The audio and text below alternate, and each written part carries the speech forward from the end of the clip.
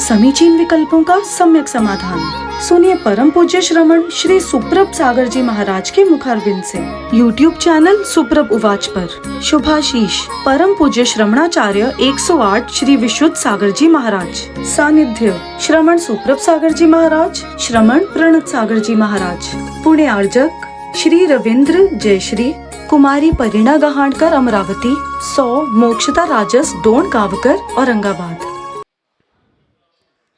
ओम नमः सिद्धेभ्य। नमो नमः सत्तुहितंकराय वीराय भव्याम्बुजभास्कराय अनंतलोकाय सुरार्चिताय देवादिदेवाय नमो जिनाय देवादिदेवाय नमो जिनाय।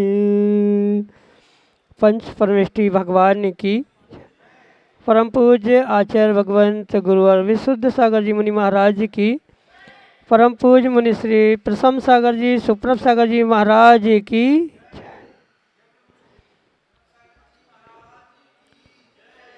समीचीन विकल्पों का सम्यक समाधान, सम्यक ज्ञान की वह अनूठी विधा जिसके माध्यम से हम सभी अपने मन में उठते अनेकानेक समीचीन विकल्पों का सम्यक रूप से समाधान आगम के परिप्रेक्ष्य में प्राप्त करते हुए अपने मन को निर्विकल्प बनाने का पुरुषार्थ करते हैं, क्योंकि मन की निर्विकल्पता ही आत्मा का वास्तविक सुख है। और ऐसे आत्मकल्याण की अनूठी विधा परम पूज्य आचार्य भगवंत गुरुवर विशुद्ध सागर जी महाराज के मंगल सभा शिष्य परम पूज्य मुनि श्री सुप्रभ सागर जी महाराज द्वारा प्रतिदिन आपको प्रदान की जाती है। तो आप भी पुरुषार्थ करें और अपना समीचीन विकल्प भेजते हुए परम पूज्य मुनि श्री से उसका सम्यक समाधान प्राप्त करें। प्रारंभ करते हैं आज का सम्यक समाधान।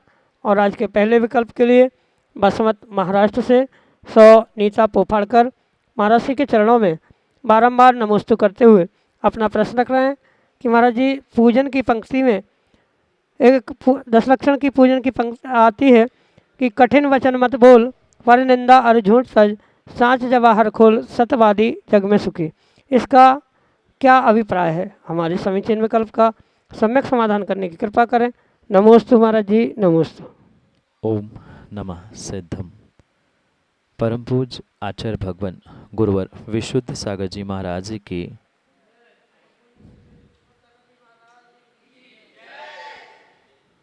कठिन वचन मत बोध, पर निंदा अरु झूठ तज, सांच जवाहर खोल, सतवादी जग में सुख।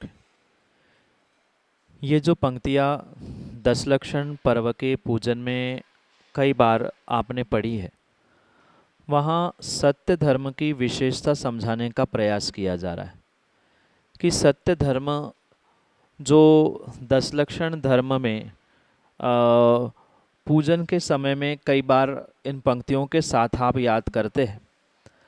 यहाँ जो सांच यानी सत्य जो धर्म है वह कितना महान है, सत्य धर्म का पालन करने वाला जीवन में क्या क्या प्राप्त कर सकता है, ये इन पंक्तियों के माध्यम से समझाने का प्रयास किया। मात्र पर निंदा या कठिन शब्द ही झूठ नहीं है, अपितु झूठ की परिभाषा क्या है ये भी यहाँ समझाने का प्रयास किया है। जैसे कठिन वचन मत बोल, पर निंदा अरु झूठ तज, इन पंक्तियों में स्पष्ट कहा है कि जो कठोर शब्द है, दूसरे किसी व्यक्ति को आपके जो वचन कठोर लग रहे हैं, और चकार मकार तकार आदि की भाषा का प्रयोग करना, किसी को प्रताड़ित करने वाले शब्दों का प्रयोग करना, या पर निंदा यानी दूसरों के निंदापरक शब्दों का प्रयोग हो, या जो साक्षात असत्य है, ये सभी छोड़ते हुए, इनका त्याग करते हुए तुम्हें सत्य प्राप्त करना है, या सत्य वचन ही नहीं सत्य जीवन को प्राप्त करना है। क्यों करना है तो उसको समझाते हुए कहा है कि सांच जवाहर खोल, यानी जैसे जवाहर यानी रत्न से भरा हुआ कोई पिटारा है या रत्न है, ऐसा ही ये सांच यानी सत्य है। तो इस सत्य को जो प्राप्त करता है, ऐसा सत्यवादी ही जग में सुखी हुआ करता है।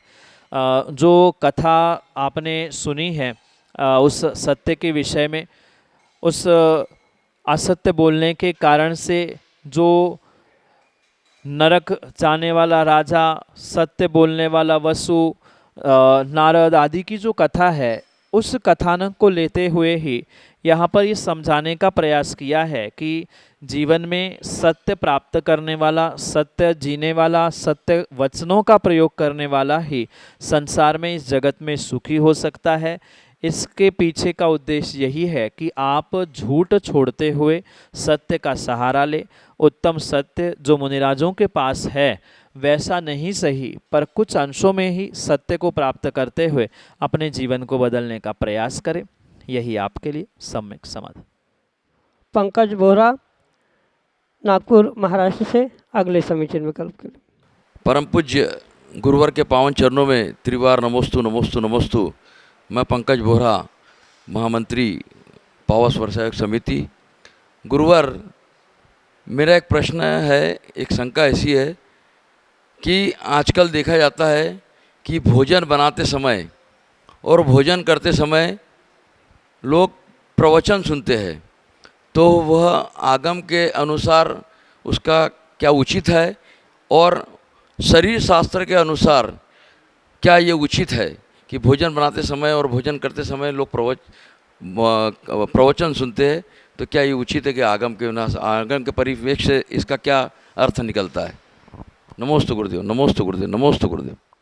आजकल बहुत सारे ऐसे साधन हुए हैं जिनके कारण से व्यक्ति को ये लगता है कि मैं धर्म कर रहा हूँ, पर धर्म करने के जगह वे कर्म निर्जरा ना करते हुए कर्म बंध कर रहे। जैसे मोबाइल का प्रयोग करते हुए बहुत सारे लोग विपरीत कार्य करते देखने में मिलते। आचार्य भगवंतों ने सभी श्रावकों को ये स्पष्ट निर्देशित किया है कि 7 स्थानों में श्रावकों को बिल्कुल मौन रहना चाहिए। कम से कम पूजन करते समय, भोजन करते समय और मल का विसर्जन करते समय, नहाते समय, इन स्थानों में उसे बुद्धिपूर्वक मौन लेकर ही कार्य करना चाहिए। जब भोजन करते समय मुख भी बंद करने के लिए कहा है, क्योंकि झूठे मुख से बोलेंगे, जिनवाणी का कोई ना कोई शब्द निकलेगा। प्रत्येक अक्षर अपने आप में बीजाक्षर है, मंत्र कहा जाता है, तो झूठे मुंह से बोलने से वहाँ नियम से दोष लगता ही लगता है।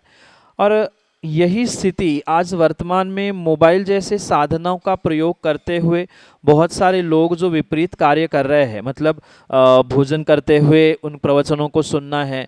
बहुत सारे युवा तो शौच आदि स्थानों में भी मोबाइल ले जाते हैं, वहीं से फ़ोन लगाना, वहीं से बातें करना, वहीं से वीडियो रील्स चलाते रहना। ये पूर्ण रूप से उनके भविष्य के लिए बहुत बड़ा कर्मबंध पाप के रूप में प्राप्त होने वाला है। क्योंकि प्रवचन अपने आप में एक जिनवाणी है, चाहे मुनिराजों के हो, चाहे किसी विद्वान के हो या सामान्य व्यक्ति के क्यों ना हो, पर वहाँ जब भोजन करते समय बोलना सुनना सामान्य रूप से स्वीकार नहीं किया, फिर किसी मुनिराज के प्रवचन चाहे टीवी मोबाइल किसी भी साधनों से क्यों ना देख रहे हो, ये करना उचित हो ही नहीं सकता। वहाँ जिनवाणी के अभिनय के साथ साथ और भी बहुत सारे कर्मों का आश्रयबंध बिल्कुल होने की संभावना है। पहली बात तो ज्ञानावरणी दर्शनावरणी कर्म का आश्रय हो रहा है। दूसरी बात जिनवाणी का जहाँ आगम का उल्लंघन हो रहा है, इस कारण से वहाँ अवर्णवाद भी होने के कारण से दर्शन मोहनी का भी आश्रय होगा। अन्य अनेक प्रकार के दोषों से युक्त ये कार्य श्रावकों को करना उचित नहीं है। जैसे कि मैंने पहले ही कहा कि लोग समझते मैं बहुत धर्म कर रहा हूँ, एक साथ 2-4 काम कर लूँ, पर एक साथ 2-4 काम होते नहीं हैं, वह मायाचारी का ही फल मिलता है। बहुत सारे लोग ये भी सोचते हैं कि प्रवचन सुनते सुनते मैं माला फेर लूँ, घर के भी और सारे काम कर लूँ, तो ये किसी प्रकार से उचित हो नहीं सकता। वहाँ एक समय में एक ही काम करते हुए पुण्य का आश्रय करने का प्रयास करें, ना कि पाप का। यही आपके लिए सम्यक समाधान। काव्य जैन, नागपुर महाराष्ट्र से अगले समीचीन विकल्प के साथ। नमस्ते महाराज जी। छह डाला के अंदर एक पंक्ति आती है जिसके अंदर कहते हैं कि जीव प्रथम बार निगोद से निकलता है, तो जब उसके कोई कर्म नहीं होते तो फिर वह कोई गति में क्यों जाता है, उसे सीधा मोक्ष क्यों नहीं हो जाता? ये मेरा विकल्प है। नमस्तु मनुष्य। बेटा, कर्म तो सभी अवस्थाओं में होते हैं, चाहे वह निगोदीय अवस्था हो या संसार की अन्य कोई भी गतियाँ या अन्य कोई पर्याय क्यों ना हो। जैसे मनुष्य पर्याय में आपको कर्म दिख रहे हैं या कर्म समझ में आ रहे हैं, ऐसे ही निगोद पर्याय में भी निगोतिया जीव के लिए भी वहाँ पर कर्म होते ही होते हैं। जीव संसार में है, इसका अर्थ है कि वो कर्मों के साथ है। अवस्था उनकी सूक्ष्म है, पर सूक्ष्म होने के बावजूद भी अगर कर्म होता ही नहीं तो फिर वह पहले से ही मोक्ष ही कहलाता। पर ऐसी स्थिति होती नहीं है। जब संसार में जीव है, इसका अर्थ स्पष्ट है कि वह जीव कर्मों के साथ है या कर्मों के साथ है इसलिए संसार में है, और वह सूक्ष्म निगोदिया की अवस्था में वह कर्मों के साथ होने के कारण से वहाँ से निकलने पर उसका मोक्ष नहीं कहा जाता, अपितु पुनः और विशेष कर्मों के साथ वह अन्य पर्यायों को प्राप्त करता है। ये बात स्पष्ट समझे कि संसार में ऐसा कोई भी जीव नहीं है कि जिसके पास कर्म नहीं होता, चाहे सूक्ष्म निगोदिया जीव हो या महामत्स्य या डायनासोर जैसे विशाल काय प्राणी भी क्यों ना हो। उन सभी अवस्थाओं में अपनी अपनी योग्यता से कर्म होते ही होते। ये भी बात ध्यान रखना, अवस्था कोई भी हो, पर आत्मा तो जितने उसके प्रदेश कहे हैं, पूरे आत्मा के प्रदेश सभी अवस्था में असंख्यात की श्रेणी में होते। अंतर इतना है, कुछ संकोचित यानी कॉन्सेंट्रेटेड दबाए हुए होते, कुछ फैलकर बड़े आकार धारण करने वाले होते हैं। पर जब शरीर मिला है वह भी कर्मों के कारण से ही मिला है। आपने 8 कर्म अगर सुने होंगे तो 8 कर्मों में नाम कर्म एक कर्म की प्रकृति कही जाती है। उस नाम कर्म की प्रकृति के निमित्त से ही उनको सूक्ष्म निगोदिया पर्याय प्राप्त हुई है। शरीर भी मिला है तो वो भी नाम कर्म के कारण से मिला है। तो ये सब कुछ कर्मों के कारण से ही उन्हें संसार की अवस्थाएं प्राप्त हुई है। निगोद अवस्था भी संसार की ही कही जाती है।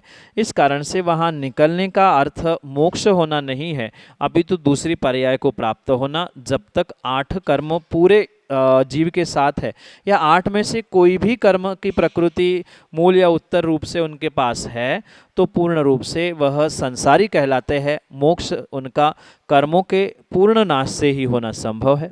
यही आपके लिए सम्यक समाधान। वीर अजित जैन अगले समीचीन विकल्प के लिए हमारे सामने।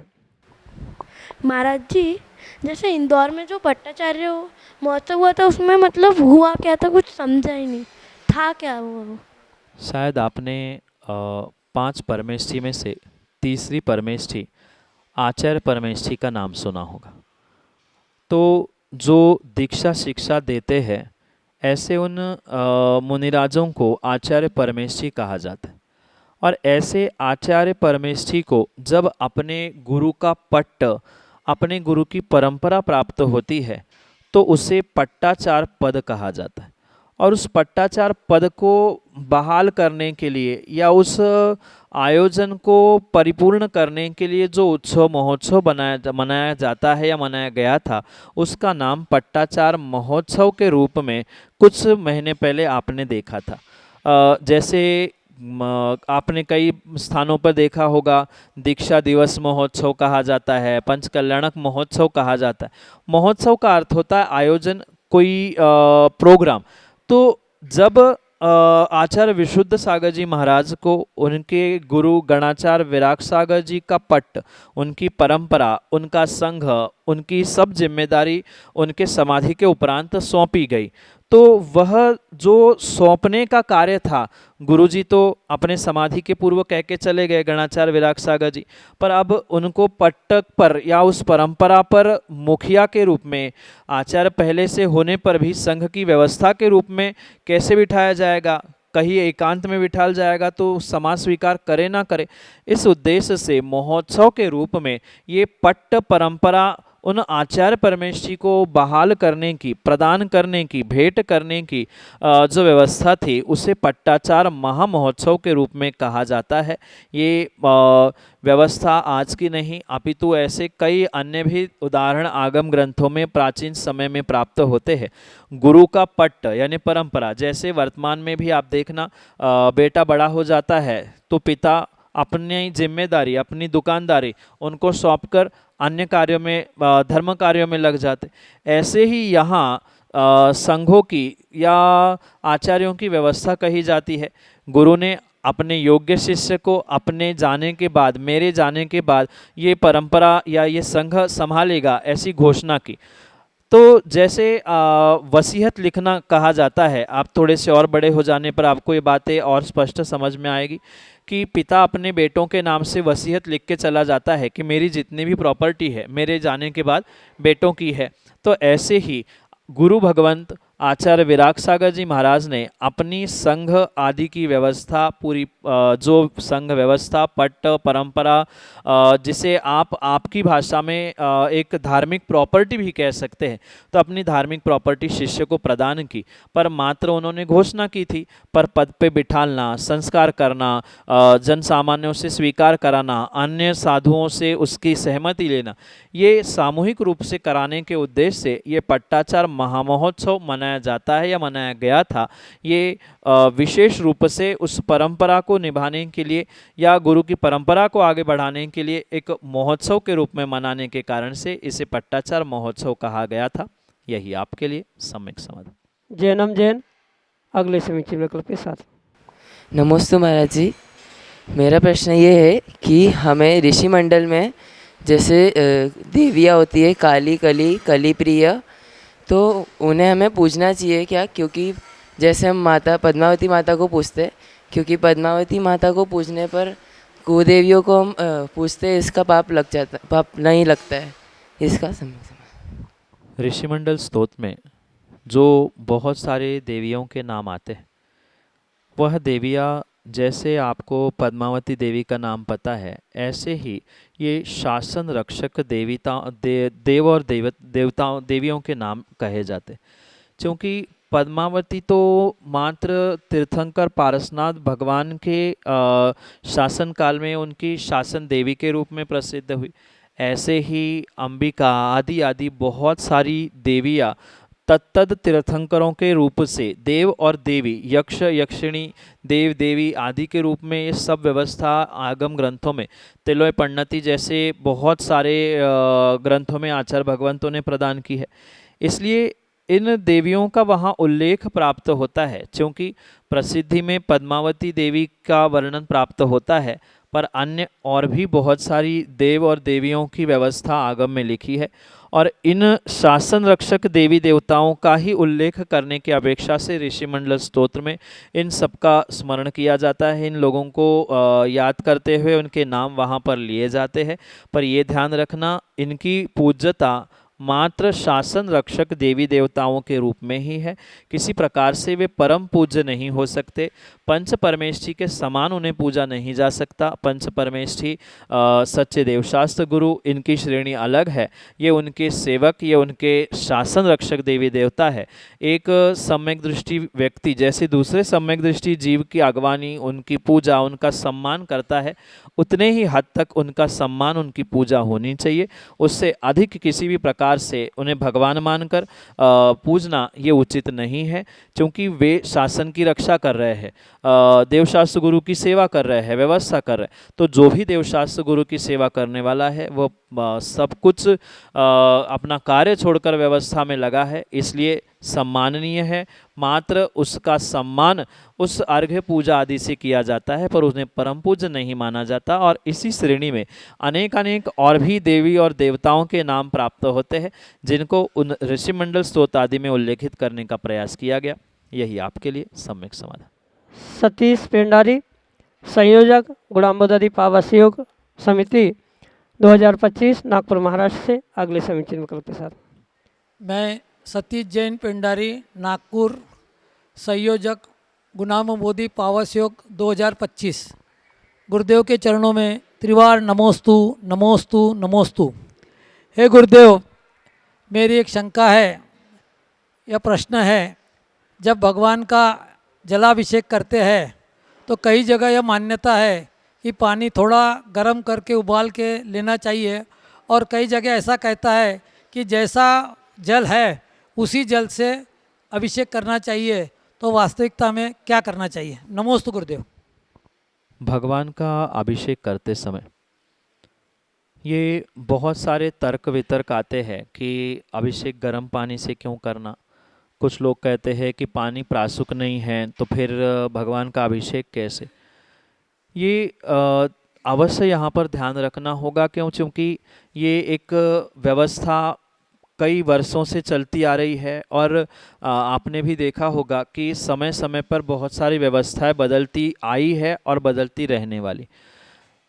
मेरा तो साफ इतना ही उद्देश्य होता है इन क्रियाओं को लेकर श्रावकों को समझाने का कि आप जैसे पूजा पढ़ते समय कई बार संस्कृत में पढ़ते हैं कि द्रव्य से शुद्धि मधुगंतु कामा, मतलब द्रव्य की शुद्धि यथासंभव हम कर रहे हैं और भावों की शुद्धि सर्वोत्कृष्ट होनी चाहिए।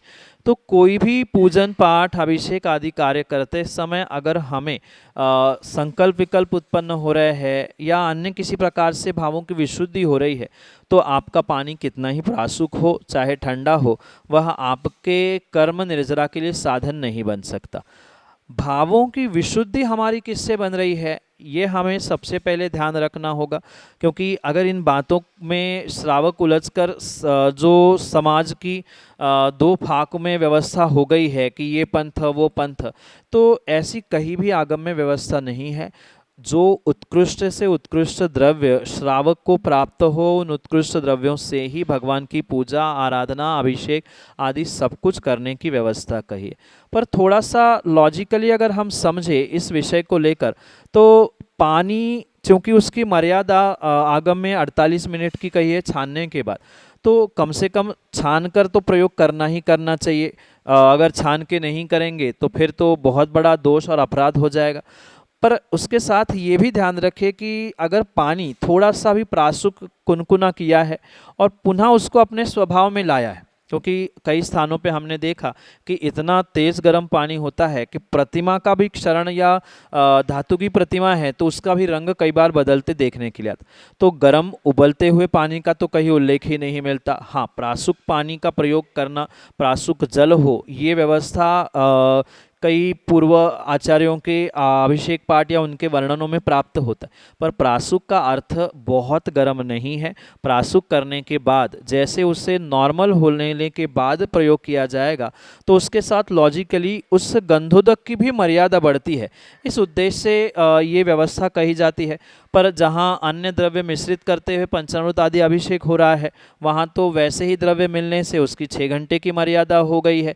तो ये अपना विवेक है। और पुनः मैं एक ही बात कहना चाहता हूँ कि भावों की विशुद्धि मेरी किससे बन रही है, हम उसमें उलझे, कौन क्या कह रहा है, कौन क्या कर रहा है, उसमें ना उलझे। हमारे पास व्यवस्था है प्रासुक करने की, पर मात्र प्रासुक हो मर्यादा बढ़ाने के उद्देश्य से वहाँ भगवान किसी भी प्रकार से नाराज़ नहीं होंगे। या जैसे कहते हैं कि ठंड का समय आया है, प्रासुक गर्म अच्छा पानी चाहिए, वहाँ भगवान को ठंडी गर्मी लग नहीं रही है, वो भगवान की प्रतिमा है, वो तो हमारा विवेक है। आजकल ऐसे बहुत सारे सुधारवादी लोग हो चुके हैं कि जिनको कोई पुराना कुछ कर रहा है तो मैं कुछ नया करके दिखा दूंगा, अरे तुम ये गलत कर रहे हो, तो उससे अपना नाम बस कमाने का उनका उद्देश्य है। अपितु इसके पीछे और मुझे तो कोई उद्देश्य अभी तक ग्रंथों में पढ़ने में नहीं आया। भावों की विशुद्धि ये सर्वश्रेष्ठ है, द्रव्य की उपलब्धि ये भी वहाँ पर मायने रखती है। इन सभी को ध्यान रखते हुए हम उत्कृष्ट से उत्कृष्ट द्रव्य का प्रयोग करते हुए सब कार्य को संपन्न करें, यही आपके लिए सम्यक समाधान। समीचीन विकल्पों का सम्यक समाधान सुनिए परम पूज्य श्रमण श्री सुप्रभ सागर जी महाराज के मुखारबिंद से। YouTube चैनल सुप्रभ उवाच पर शुभाशीष परम पूज्य श्रमणाचार्य 108 श्री विशुद्ध सागर जी महाराज। सानिध्य श्रमण सुप्रभ सागर जी महाराज, श्रमण प्रणत सागर जी महाराज।